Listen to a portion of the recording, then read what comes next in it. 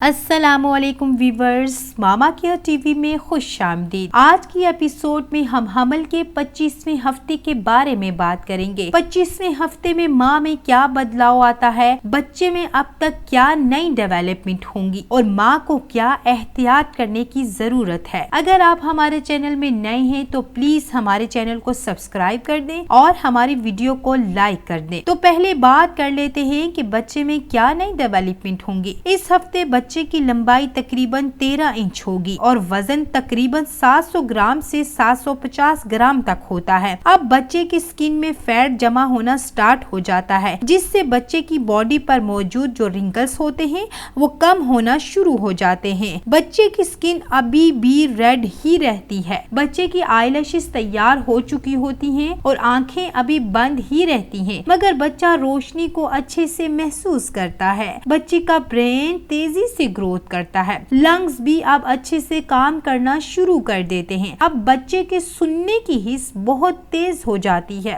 اس لیے آپ کو بولا جاتا ہے کہ خود کو اچھے ماحول میں رکھیں، اچھا بولیں، اچھا سنیں۔ بچے کی آئیز بھی مکمل تیار ہو چکی ہوتی ہیں، ہڈیاں پہلے سے زیادہ مضبوط ہو رہی ہوتی ہیں، اس لیے آپ کو اس سٹیج پر کیلشیم اور وٹامن ڈی والی اشیاء کا استعمال لازمی کرنا چاہیے۔ اس سٹیج پر بچہ ناک سے انہیل اور ایکسیل کرنا سٹارٹ ہو جاتا ہے۔ ہوا تو نہیں ہوتی، مگر اس وقت بچہ امنیوٹک فلوئڈ کو اندر اور باہر کی طرف کرتا رہتا ہے۔ اب بیبی کھیلتا ہے، اپنے پاؤں ہلاتا ہے، بیبی کی حرکت زیادہ ہو جاتی ہے۔ جتنا بیبی زیادہ حرکت کرتا ہے اتنا ہی زیادہ صحت مند ہوتا ہے۔ بچہ اب کبھی سوتا ہے تو کبھی جاگتا ہے۔ اب بات کر لیتے ہیں کہ اس ہفتے ماں میں کیا بدلاؤ ہوگا۔ اس ہفتے آپ کو نیند میں کافی دشواری ہوگی، ہر وقت غنودگی کا احساس رہتا ہے، پیشاب بھی بار بار آتا ہے کیونکہ اب بیبی کافی بڑا ہو چکا ہوتا ہے اور سارا وزن مثانے پر پڑتا ہے، جس کی وجہ سے پیشاب کی بار بار حاجت ہوتی ہے۔ پیٹ میں گیس ہوتی ہے جس کی وجہ سے آپ کو پیٹ بھرا بھرا محسوس ہوتا ہے۔ قبض کا مسئلہ بھی رہے گا، بدہضمی بھی ہوگی، سینے میں جلن بھی رہے گی، پیٹ پر خارش بڑھے گی، پیٹ کے نچلے حصے میں درد بھی ہو سکتا ہے، پیٹ میں کھچاؤ بھی پڑتا رہے گا، ٹانگوں میں بھی کھچاؤ رہے گا، کمر کا درد بڑھے گا۔ کمر کا درد بعض خواتین کو تھرو آؤٹ پریگنینسی میں رہتا ہے، سانس لینے میں کافی دشواری ہو سکتی ہے۔ اس سٹیج پر آپ کے بالوں کی تیزی سے گروتھ ہوتی ہے،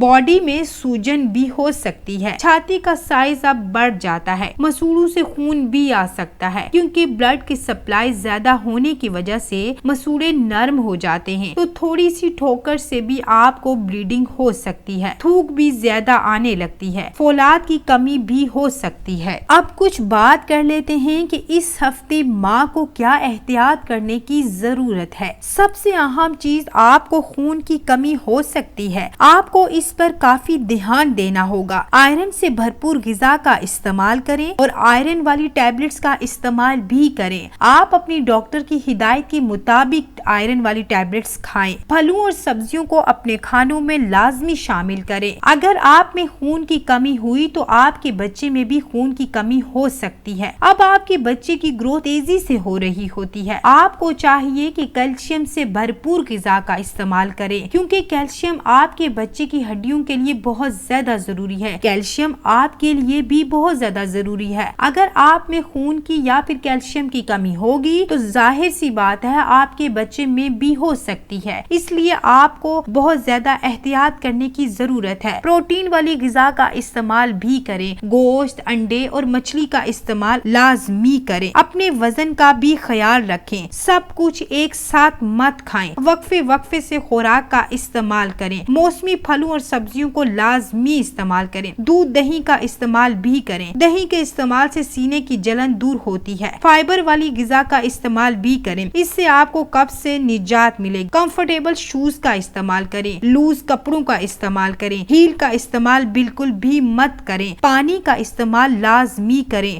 واک کریں، ورزش کریں تاکہ آپ کا وزن ایک مناسب مقدار میں بڑھے۔ واک سے آپ کو کھانا بھی پراپر ڈائجسٹ ہو جائے گا جس سے آپ کو سینے کی جلن کا مسئلہ نہیں رہے گا۔ جنک فوڈ کا استعمال مت کریں، بازار کی خوراک کو اوائڈ کریں، جو بھی آپ کو دل کر رہا ہے کھانے کو گھر گھر میں تازہ بنا کر کھائیں، خود کو ریلیکس رکھیں۔ ہم نے آپ کو آج کی ایپیسوڈ میں 25ویں ہفتے کے بارے میں تفصیل سے آگاہ کیا ہے۔ امید ہے آپ کو ہماری آج کی ایپیسوڈ پسند آئی ہوگی۔ اپنا اور اپنے بچے کا خیال رکھیں۔ Thank you. اللہ حافظ۔